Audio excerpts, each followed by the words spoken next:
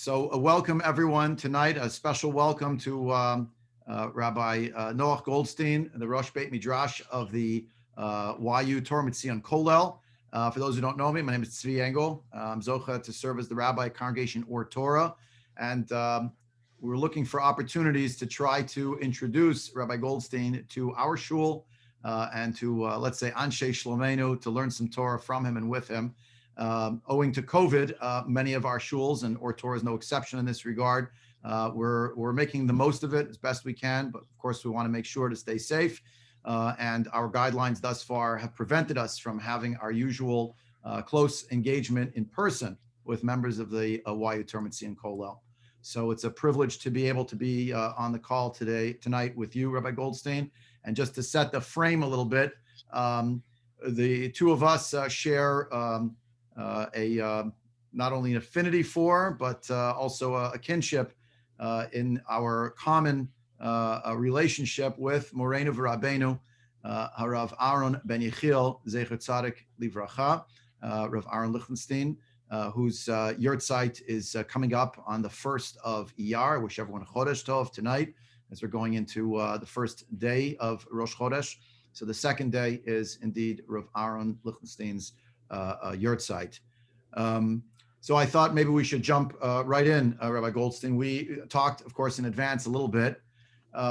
It's 6 years since he passed away, and I think anyone who interacted with Rav Lichtenstein has many different facets about him that one could speak about. And I'm wondering what's on your mind, some themes perhaps that come to mind. 6 years, this is 6th Yahrzeit we're coming up to, in terms of the enduring legacy of Rav Lichtenstein. And I'll say it very personally for you as a bentor, as Rosh Beit Midrash here in Chicago, working under the aegis of the YU Torah Mitzion Kollel together with the Rosh Kollel, Rabbi Reuven Brand. What are some of your thoughts? So it's a heavy topic. It's crazy that it's already been 6 years. Yeah. I think the first thing kind of coming out of something you mentioned, it seems to me like everyone who crossed paths with Rav Lichtenstein, it could be that they were in yeshiva for 10 years. It could be that they saw him once running from the bus to yeshiva. The largest or the smallest interactions, it seems like everyone who crossed his path was profoundly moved. Yeah, I have that sense also. A few years ago, there was this book put out by, I would say at this point, a somewhat controversial, maybe more controversial individual who wrote for the New York Times for many years, David Brooks. So, he has this book, The Road to Character. And the book, at the very first page of the book, he says, I'm going to formulate, the idea about what I'm trying to talk about by an essay by a certain rabbi named Rabbi Joseph B. Soloveitchik called Lonely Man of Faith. And he starts unpacking Adam 1, Adam 2. He does it for his own purposes, but I thought to myself, in reading this book, each chapter is about a person who's not only their teaching, but what they embodied and the lessons, the legacy that they left was itself of enduring meaning for generations in each chapter. And I thought, wow, exactly on the lines of what you're saying. If I was writing such a book, my book would of necessity include many of my rebbeim, but Rav Lichtenstein, in a certain way, surpassing them all in terms of that quality. I want to, maybe we could drill down a little bit about that. You and I talked previously, and it's in the air in general. We talk about ethics, morals within our society. And one of the issues I think that animates us very much is the question of, as Jews, of tzedakah. And tzedakah touches on so many different elements of who we are as Jews, as Americans. And you and I discussed this a little bit in advance. I'm curious some of your thoughts. Rav Lichtenstein was asked years ago to parse a question about Jewish philanthropy and Jewish philanthropy versus universal philanthropy. And are those two at loggerheads with each other? When do they come into conflict? How does a Jew think about tzedakah when you live in a broader society in which we, I think this is part of the legacy of our Rebbe, we care. We need to care about the society at large, and yet there's a reality. Wasn't a coincidence that he was the one who got that question. Pardon?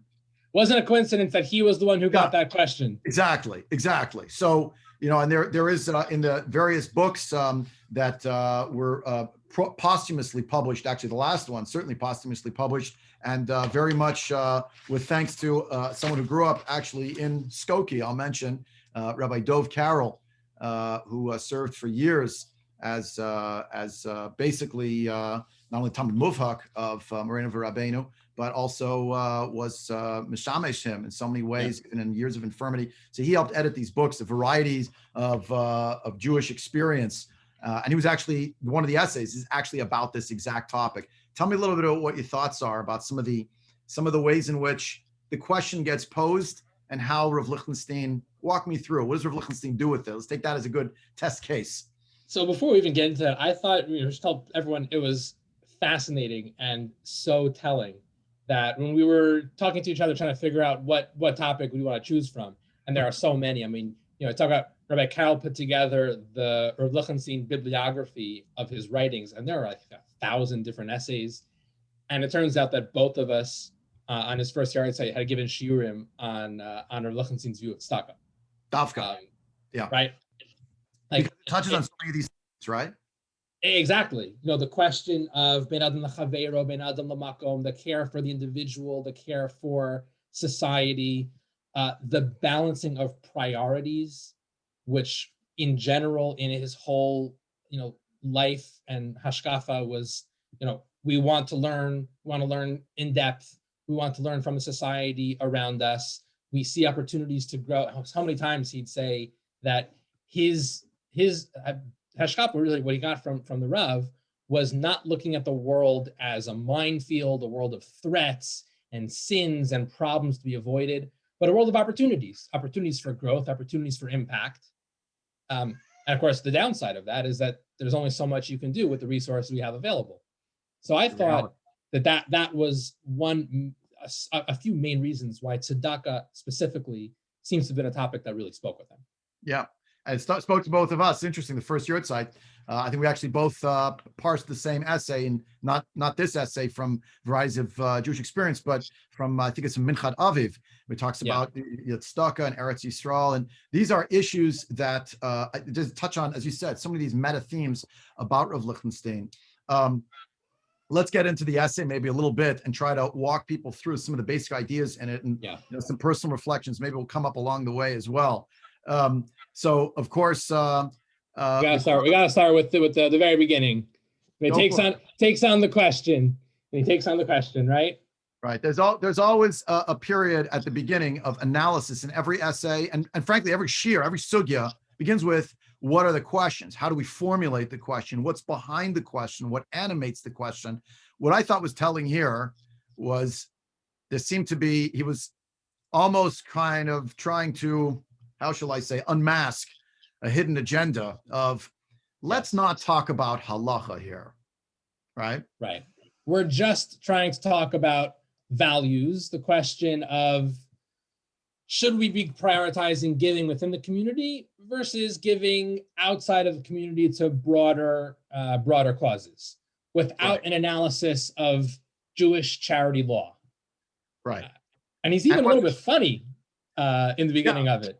To the extent that Lichtenstein never opened with a joke, which was, I think, rather rare. In all honesty, that's part of the biography as well.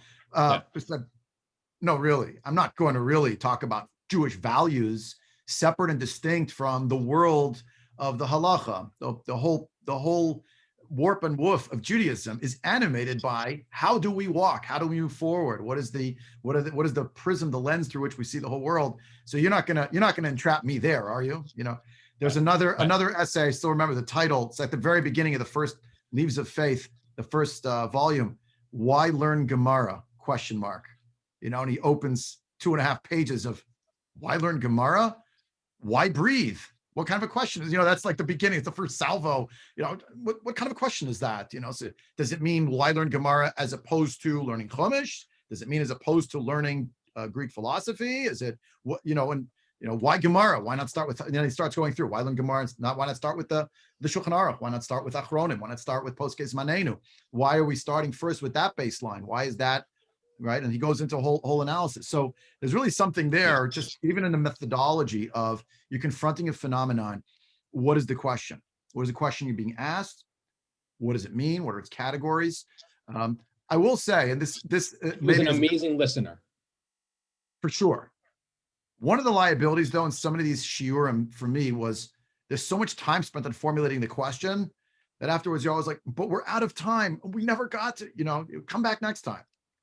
So oftentimes there's that sense of, there's so much time analyzing. I see it in did you learn with Rav Rosenzweig as well? Many years, yeah. Yeah. So Rav Rosenzweig, Lahalda ben Acham ben Achayim, he takes that to the nth degree, right? For Aharon, Zatzal put it on one plane, Rav Rosenzweig should be taking it like to the next level. He learned it from his rabbi, learned well. Let's talk about a bit of a touchy subject about tzedakah. Rav Lichtenstein deals with it head on, and that is the reality that the Torah does make mention very overtly twice, Parshat Bahar and Parshat Re'eh, that the indigent person, at least ab initio, is achicha. It's a fellow Jew. Which is where he comes back to at the end also, but he doesn't shy away from it. He's not somebody of apologetics whatsoever. He says, I look at the original psukim, the original, the Shulchan Aruch, there's no question. The priority in tzedakah overwhelmingly focuses within the community. But then you have that record scratch, right? Classic, takes a giant step back and says, look at Avram Avinu, right? So many more basic, how could it be that the world of Gemilas Chasadim, which was founded before Matan Torah, of course it applies beyond just the Jewish community in of itself. Right? I think even that, By the by, and this right here, he didn't say this wouldn't have written this ever in an essay, but when I read that now, and I went back, of course, to review the essay again over Shabbos, I went through it again. There's the mitzvahs that we learned that are explicit in the Torah, and then there are the values from the greats who embodied those values and espoused them through the way they lived. It's his characterization of Avram Avinu. It's obvious in Parshat Vayera, that's exactly what Kadosh Baruch Hu describes Avram Avinu as. V'kach have with Rabbeinu. That's sort of that broad approach. There was an episode, a very, very sad and terrible episode, but it did transpire, where a Quran was burned in Eretz Yisrael. I don't know if you know this story. A Quran was burned. It's years ago. Maybe it was a Muslim. Yeah. This is like the year after I left yeshiva, I think. Yeah, so you know about this, right? Yes. I don't know if everyone on the call has a story. Rav Aharon went with the Quran in hand to present to the community. To the Muslim community. And one of the Talmidim who was not there, but who spoke to him afterward, it was obvious why he did it. By the way, you can look up after this talk. You're welcome to look up online, right? In Jerusalem Post. He talked about it. He said, this was a terrible Chil Hashem. And I felt I had to make redress in some way. And he said, and I brought them Quran. But one of the Talmidim spoke to him. I don't want to say the name because I don't want to get it wrong. One of the Talmidim who had another halachic issue around the same time asked him, what should I do, Rabbi? He said, you should ask yourself, what would Avram Avinu do in this situation? And when you read in this essay about tzedakah that Rav Aharon's writing, it says it says patov tiftach, and it has to do with your brother. But come on. What was Avram Avinu about? And when he would talk about learning Tanakh seriously, which was another major point of emphasis for him, so often he would focus, and that's one of the reasons why the Ramban spoke so deeply to him, was to get a sense of the Avos and the Imahos, get a sense of who these people were, and learn from them. Absolutely. And I think that carried over to learning from everybody. He was somebody who looked to the greats, looked to the giants, and at the same time was listening to whatever he was listening to people. Amazing. He was there's that ancient, in my view, it's an ancient story. Maybe some of the people on the call know the story. It's called ancient, but it's before my time and your time, that he went out to demonstrate on behalf of the people of Biafra. It's a famous episode at the it's still at Reitz. where he felt it was so important. That being said, by the way, and interesting, and here You know, again, the background to that, though, I think I heard this from Rabbi Billet that it's Rabbi Billet. He took the shear to go protest. And it was it was cold, and basically the shear was the only ones protesting, but they got up for Vasikin to have the 2-hour shear before they went. Right. So that's what I was going to say, and this is the triage of values. I hope I'm not projecting or retrojecting incorrectly. I do not believe that if Moreno Rabbeinu was still in the world today, that's a counterfactual statement in of itself. Like, what does that mean? That he was going to be some kind of social justice warrior. This was not his way, and I know that I was going to say that the day he's going out to a rally, don't think that's instead of learning. That's after. That's after to our session of learning, and by no means was he constantly making protests and marches and things like that. That was not his way. But you see in this essay about tzedakah, but we have to care.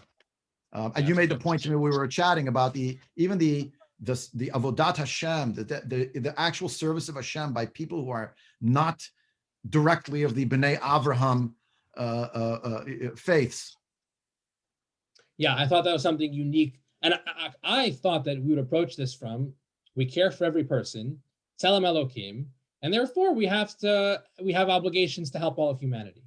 But he also focuses not just on helping non-Jews from a strict Ben Adam L'Chaveiro Chesed perspective, but he says we have their avodas Hashem to think about. We have their religious obligations to think about. I think we talked about this also, but there's this amazing story in the book Mavakshe Panacha that Rabbi Sabato from Ala Dumim put out, conversations that he had with Rav Lichtenstein. And it's in the first or second one where Rav Lichtenstein is talking about the importance of the Ramban to him and how much of his hashkafa he draws on the Ramban and complexity.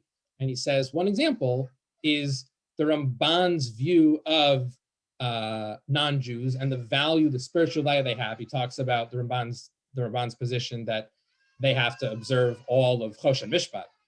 And then he tells a story. He says, it was a couple of years earlier, the yeshiva was running Yom Iyun, a special day that was dedicated to Bein Yisrael La'amim. So the yeshiva was focusing on Jewish and non-Jewish relations. And I think they wanted him to talk about saving a non-Jew on Shabbos, more narrow, very important, obviously, but more narrow technical issues. And he said, if I'm going to speak, we're going to talk about what does avodas Hashem mean for non-Jews. Wow. Right. Which I think about it more, Bengal. I think it really, there are like 2 points I think that I really take out of that. Number one is his universal value for people from a religious perspective. But also number two is his real, more than anyone I've ever met. We talk about having a relationship with Ribono Shel Olam, and for him, that really, really meant it on such a deep level. You saw it. You saw the connection. He lived with God. Yeah. And when you really feel that way, he gets up in the morning, and that's what you want everyone else to have as well. Yeah. I think it was for sure. Universal value, and also recognize, having Hashem at the absolute center of his existence. Yeah.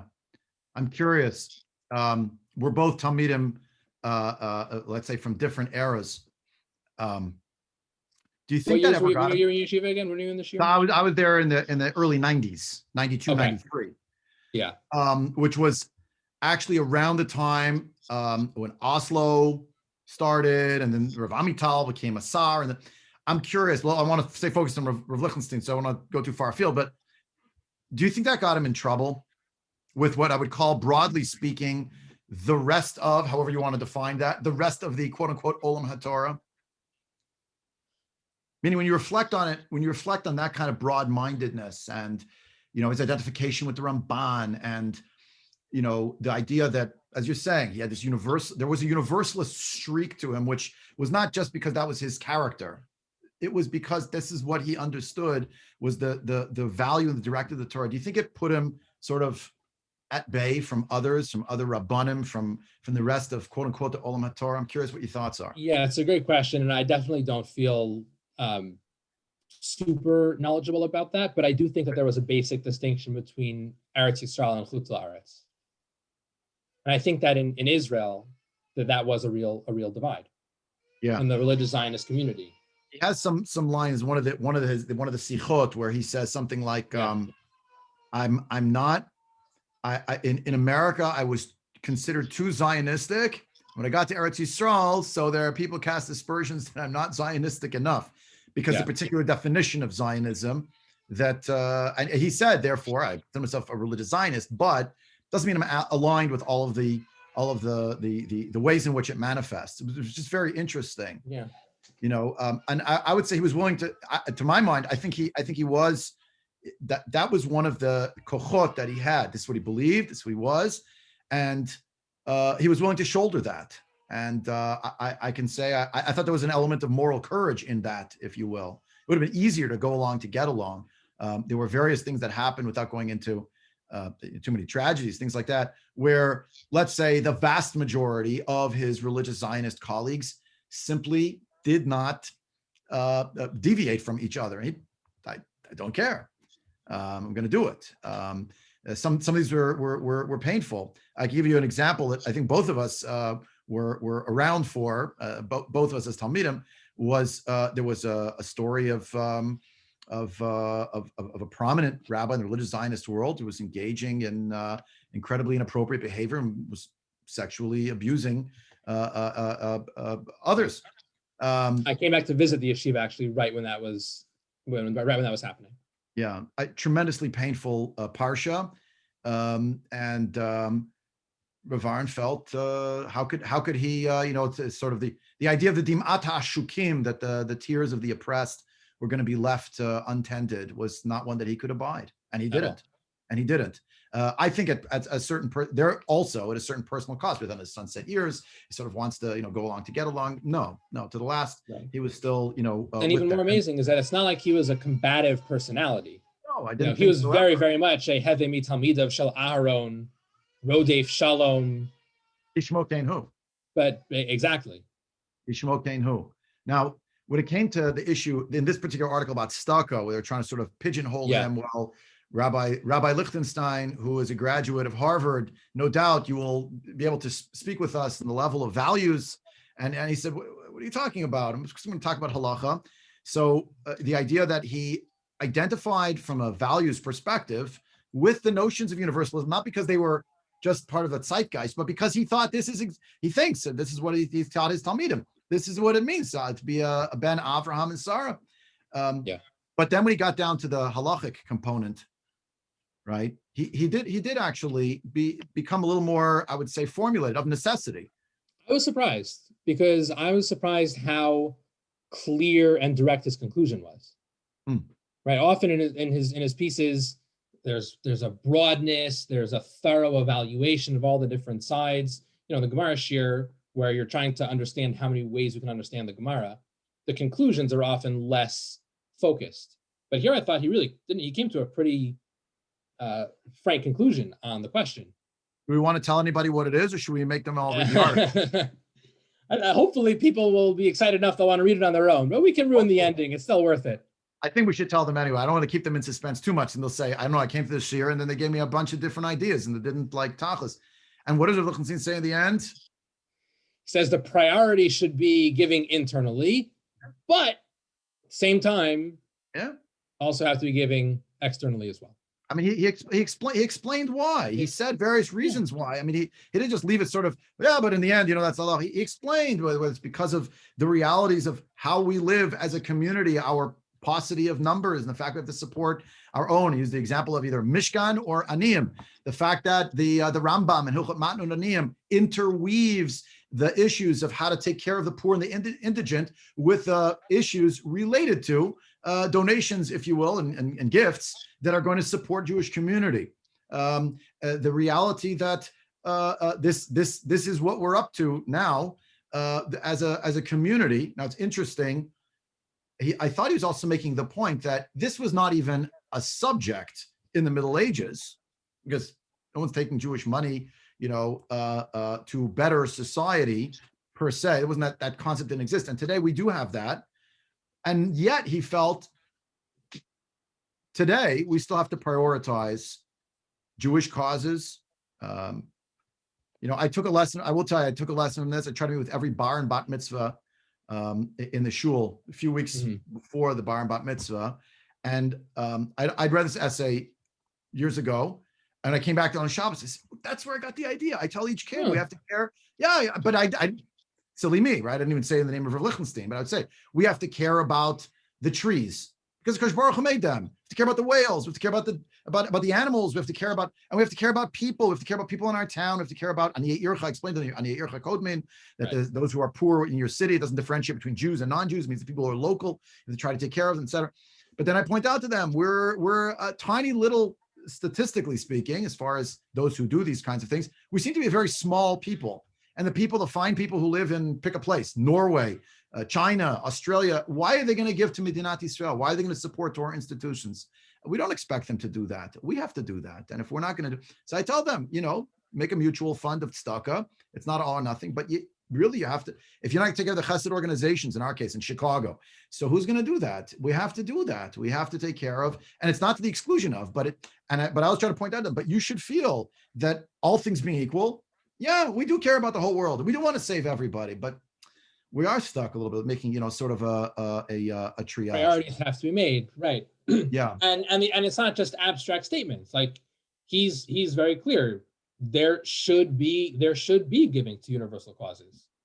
Just, I thought it was really very similar to his whole view of Torah and secular studies.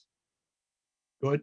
Where so we'll open it all the time. He would when people would ask him, it's very nice to learn Shakespeare or Milton, but shouldn't you learn another daf of Gemara?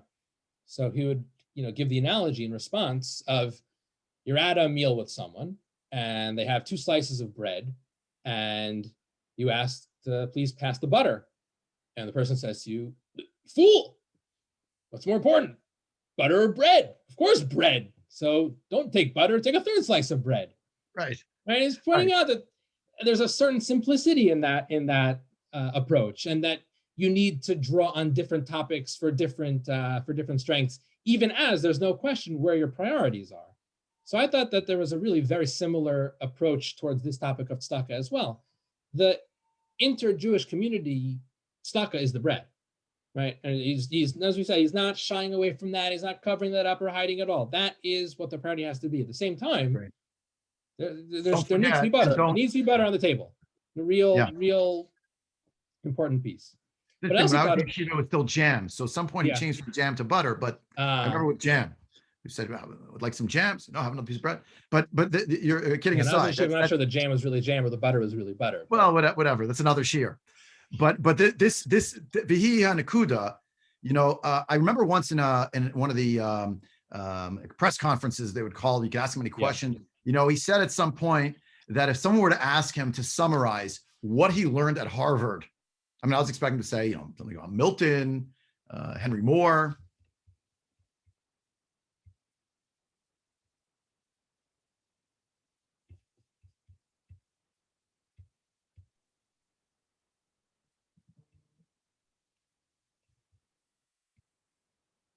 Sorry, are we back?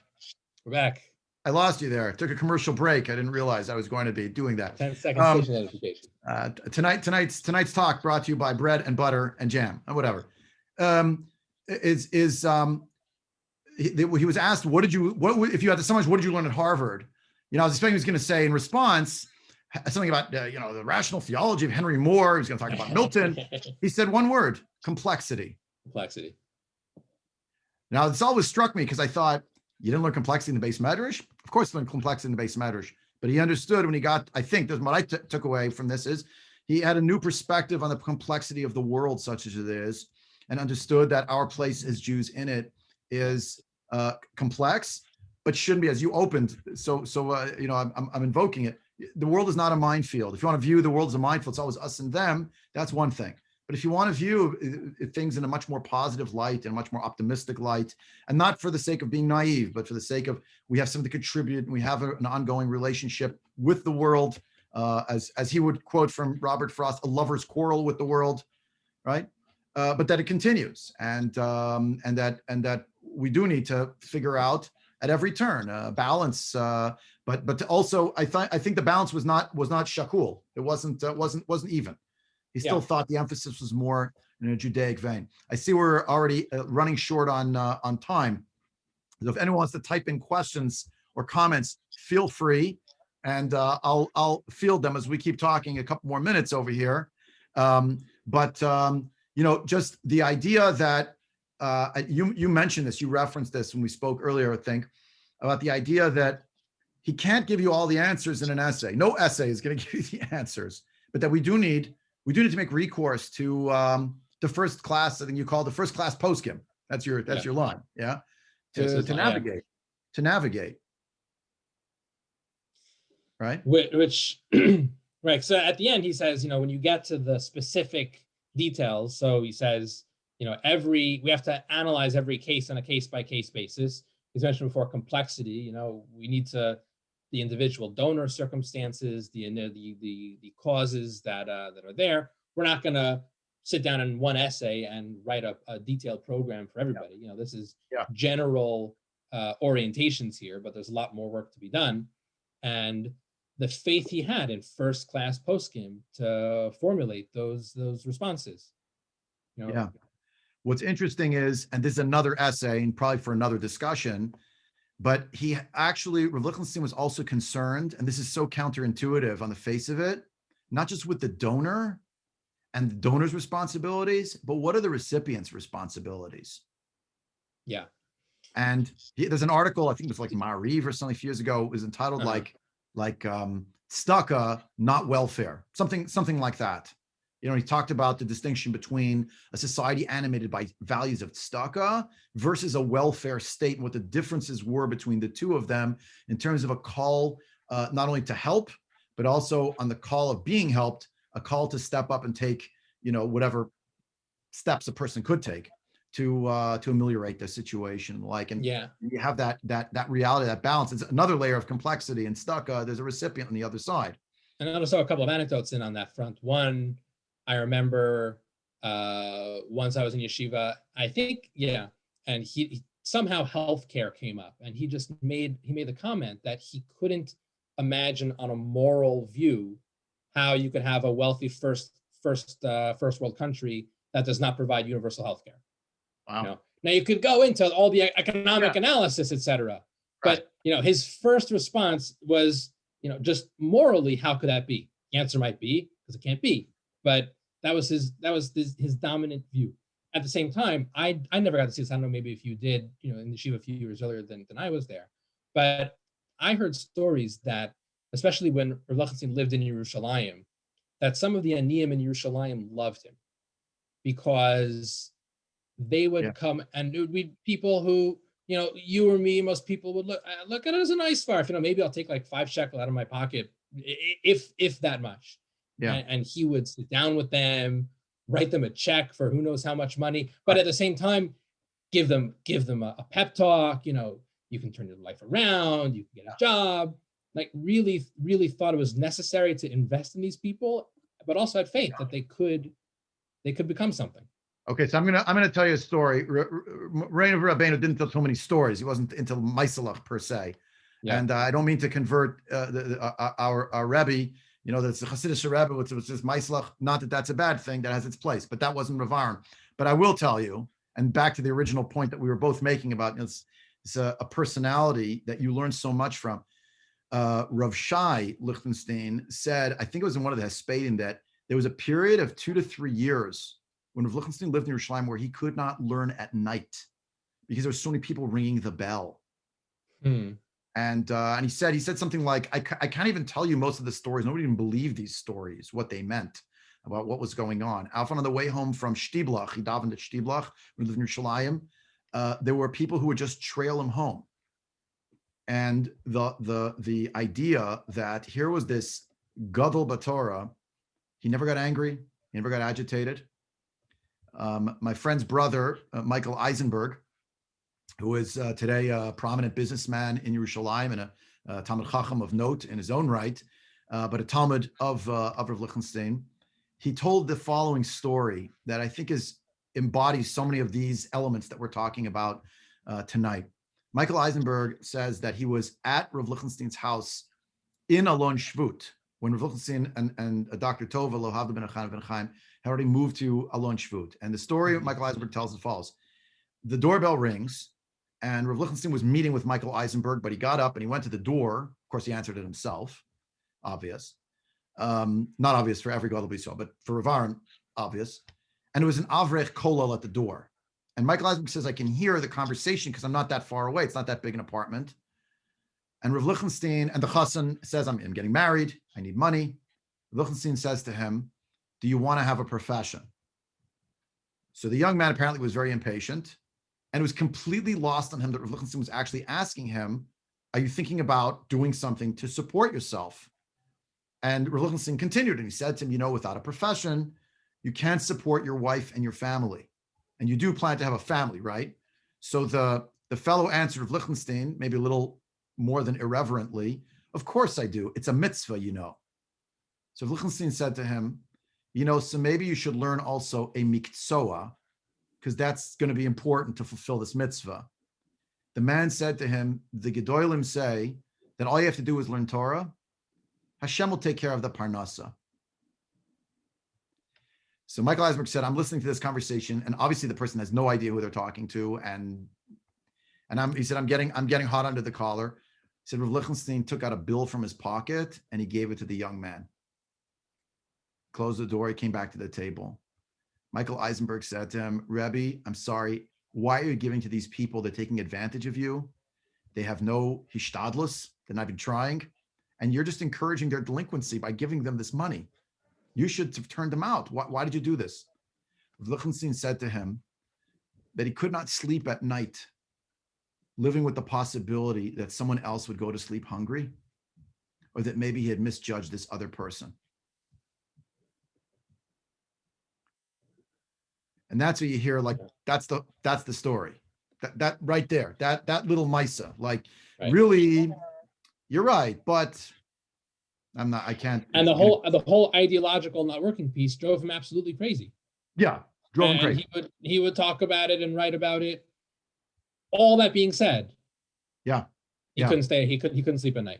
Yeah. Amazing. And this was a really serious. He lived with this. Now it's funny. Michael Eisenberg has like an epilogue to the story.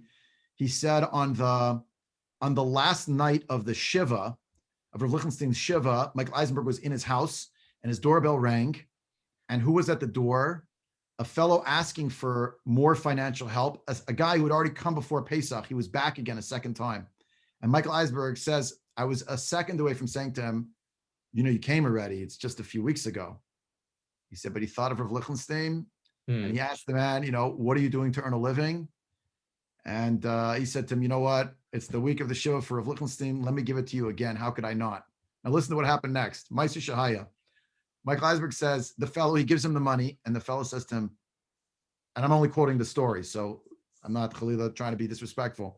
The man at the door gets the money, and he says to Michael Eisenberg, Aharon Lichtenstein? I used to collect from him when we lived down the block around the corner. And he always gave me. He was always so nice to me. All those years, the guy didn't even know this is Rav Aharon Lichtenstein. He's going to say, so he says, I heard that he died, and I heard there were Hispadim on the radio, so I listened to the Hispadim. I didn't know he was a Gadol in Torah. The man says to Michael Eisenberg, he didn't even look like one. And what Hispadim from his children we heard, he said, and they're all lamdanim. I wanted to go to the Kavura. I couldn't make it. It was in a lunch food. So this guy's in Yerushalayim. He says to Michael Eisenberg, did you know him? Were you his Talmud? So Michael Eisenberg said, yeah, I knew him. I was his Talmud. So he put out his hand. That's me'afyen. That's the characteristic kind of a story, and you see the hashpa'ah also in terms of how to deal with others. I think it was at the Levi itself that Rav Bick said, he was mikabel on himself. He accepted upon himself to give tzedakah with simcha, just like Rav Lichtenstein, like his Rebbe did. And there's something to that. There's something more than something. That's the legacy of a great master and teacher. Yeah, to be sure. So a lot there, a lot to unpack. Rabbi Kopchik is on the call with us, and thank you for writing in a question. Did either of us ever hear him talk about his opinion on yeshiva guys not doing the army? Okay, there's an essay. I don't remember him ever. Do you remember Rabbi Goldstein? Did he ever mention it? like it didn't come up in the yeshiva. I mean, it was the yeshiva Hesder, so everyone there was going to the army. And I think it was telling that he led a yeshiva, which told the guys to leave yeshiva and go fight in the army. Yeah. There is the whole article on the ideology of a yeshiva Hesder. That's what I was thinking about. Yeah. Yeah. And that's the ideology of Hester essay, is also Miafien characterizes his approach. Right. I believe, and it really comes back to the things we're talking about, right? Yeah. You need to learn. You need to learn, and you need to defend the country, right? So Hesder being a model, which, you have some of this and you have some of that, and we're spending 3.5 years in learning, or spending 1.5 years in the army, right? The priority is in the learning, but you need to have both. Really, another example. Yeah. Of that. By the way, there was another issue that also at times there was almost like, not at times, there was at a certain moment when the Mechina programs, for those who know what it is in Israel, started becoming more, were becoming ascendant in a certain way. There was almost like a criticism. Well, someone else is doing 3 years, you're not doing a full 3 years. It's, but he really, I think he did fundamentally believe that sitting and learning is also not only, but also part of what characterizes a nation that lives al admat kodesh and that wants to be in a relationship with the Kodesh Baruch Hu, and that the Tzva Haganah Yisrael is no contradiction to including people who are sitting and learning. He didn't think, though, that meant that Talmidim should not go to the army. There were no exemptions if you were the best student in the yeshiva, things like that. And when you think about what that means, there's this story. There's a long essay about the morality factors and issues about Chiyat Amalek, the destruction of Amalek. That they did a whole also Yom Yun in the Gush a number of years ago, and they quoted that Rav Lichtenstein had an interaction where he explained that that they came to Ben Gurion, and Ben Gurion was very into Tanakh, and he said, "Come on, you look in the Tanakh. Yoshua bin Nun never learned anything in Tanakh. He's just a warrior." So they said to him, Mar Ben Gurion, you spend a lot of time learning Tanakh. You're well known to be a scholar of Tanakh yourself. Would you like it if your biography will just say he was the prime minister and he was no more than a politician, he knew nothing about our culture? It's the same kind of idea, but Rav Lichtenstein felt there's really going to be a priority on Limud HaTorah, and that priority does not exhaust one from the responsibility towards the Kollel. And it's ironic, specifically Yehoshua, because I think in the article he highlights Yehoshua as Dafka, a model. Yeah. Another someone wrote in. Someone, by the way, wrote in. Tanakh. Yeah, exactly. Now, by the way, someone wrote in. I don't know if I'm allowed to say the name, so I don't want to say names if I'm not authorized. But someone just wrote in that someone was in his shir in YU yet from Mikad Mazdana before he met Aliyah, that you couldn't sit by and let others risk their lives to defend you. It's that sense of achrayut. This person wrote. And that's v'hihi inyan, and it still meant, again, when push came to shove, Rav Lichtenstein did not become a general in Tzahal, but he certainly was, in my view, an aluf haTorah, a commander of Torah in our generation. And for all of his many Talmidim, there's so much more to say about other aspects of Moreno V'Rabbeinu. I hope no one should take away from tonight, well, they summed him up. There's so much more to speak about. Okay. Look, we've scratched the surface on one topic. I mean, we could talk about stuck on Eretz Yisrael for another hour easily. Right. That's just one topic among so many. Among many. And, Chaval Da'avdin, woe unto us that we've lost him on one level. On another level, I think that he was very much always attempting to remind his Talmidim that their responsibility was to the Kollel, not only in terms of Tzahal, but also to enter careers, hopefully, that engaged in being mechanech others and teaching others about Torah, and to do so in a serious way and a sincere way. And he really lived that, and that was the passion that he brought to bear in learning, and also the sense of depth and complexity to addressing and confronting so many of the challenges of a complex world. And just thinking going forward, I think Rabbi Moshe Tarragon mentioned this in a conversation with Rabbi Matanki over here in our neck of the woods, where he was trying to define what does it mean, the legacy of a Gadol b'Torah? And he said very simply, he thinks, and personally, for sure, I hope and daven very hard, anyone can have a teacher who influences them. He said, a Gadol b'Torah influences you and can also influence your children. Beautiful. Beautiful. Thank you. I have nothing to add to that. That's beautiful. That's beautiful. Thank you. Anyway, it's a pleasure getting better acquainted with you, Rabbi Goldstein. Believe it or not, this is only the third or fourth conversation that we're having, the two of us. But of course, we are already chaverim l'deya in our shared relationship to the Torah of Yeshivat Har Etzion, and specifically of Moreno V'Rabbeinu, Rav Aharon ben Yechiel, Zecher Tzadik Livracha. And let's be zoche, hopefully soon again, to gather, if not on Zoom, hopefully in person, and hopefully in Eretz Yisrael, to be able to learn Torah together again. Thanks to everyone for being on the call tonight. Again, thanks to the YU Torah Mitzion Kollel for giving us this opportunity to gather together, the two of us, Congregation or Torah and the YU Torah Mitzion Kollel. I wish everyone a Laila Tov. Sei gesund.